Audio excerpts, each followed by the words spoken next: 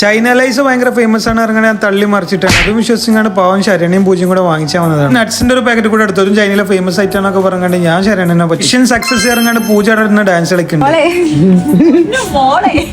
Lies പച്ചുണ്ട് മഞ്ഞുണ്ട് ചോപ്പുണ്ട് ഏത് വേണമെങ്കിലും എടുത്തു. അതിൽ കൂടി ആവശ്യമില്ലാത്ത പുതിയൊരു കലാപരിപാടിയായിട്ട് ശരണ്യം മലയാളം പേശണം. ഓക്കെ, അത്ര വലിയ ബന്ധങ്ങളിലേക്ക് പോണോ ശിവൻകുട്ടി? റേഷൻ കട മറന്ന് മണ്ണെണ്ണ വാങ്ങണോ? ഇതാണ് അങ്ങനെ ചലഞ്ച്. അപ്പൊ ഞാൻ ഏത് ലാംഗ്വേജ് പേശുവേ?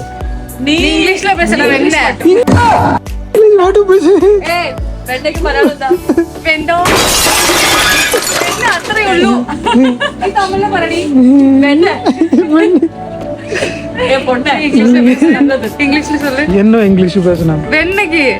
ബട്ടർ ഇംഗ്ലീഷ് പറയൂ.